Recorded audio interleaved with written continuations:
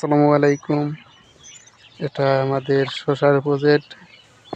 আপনারা দেখতে পাচ্ছেন যে শসার প্রজেক্টে পানি দিয়া পানির সাথে সাথেই কিন্তু আমরা সার ব্যবহার করতেছি।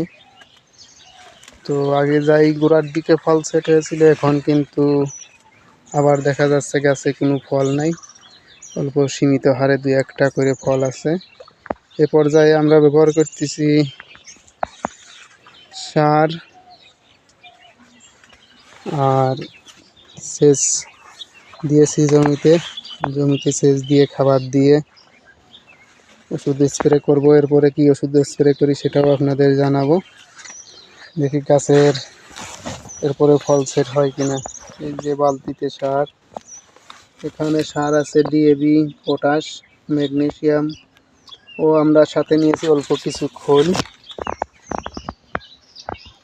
গাছের গোড়াত এদিকের গাছগুলো কিন্তু মোটামুটি খুব একটা খারাপ না, দেখতে পাচ্ছেন প্রায় জাংলা ছুঁই অবস্থা।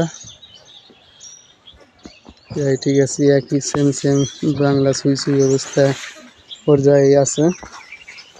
আবার এইদিকে আপনারা যেটা দেখতেছেন এখন বাংলা ছুঁই অবস্থা, এটা কাঞ্চন গাছের গ্রোথ কিন্তু খুবই ভালো। এটা অতিরিক্ত গাছের গ্রোথ, এক একটা গিট আপনার 5 থেকে 6 ইঞ্চি পর্যন্ত এক একটা গাছের গিট হয়। আর এইদিকে আমরা আস্তে আস্তে চলে আসতেছি তুষারা শসার দিকে। এইদিকে দেখতে পাচ্ছেন এখন পর্যন্ত অনেকখানি কি বাকি আছে, জাংলার বোঝাই যাচ্ছে। এটার গিট আপনার 3 থেকে 3.5 ইঞ্চি, অর্থাৎ প্রত্যেক গিটেই কিন্তু গড়ে আপনার 1 থেকে 1.5 ইঞ্চি করে গাছ ছোট। এই কারণে আর কি তুষারা গাছ ছোট দেখতে পাচ্ছেন।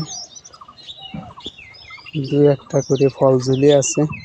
ওইদিকে আবার আমরা আজকে হারভেস্ট করেছি, আর এদিকে কিছু বাকি আছে হারভেস্ট করার। এটা আগামীকাল হারভেস্ট করব। আমরা বর্তমান সপ্তাহে 2 দিন হারভেস্ট করতেছি।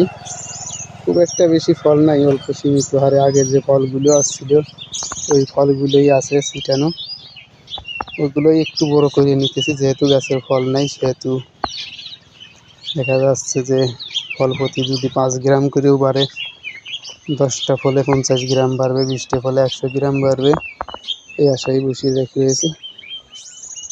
তো ওই যে ওইদিকে সার মেশানো।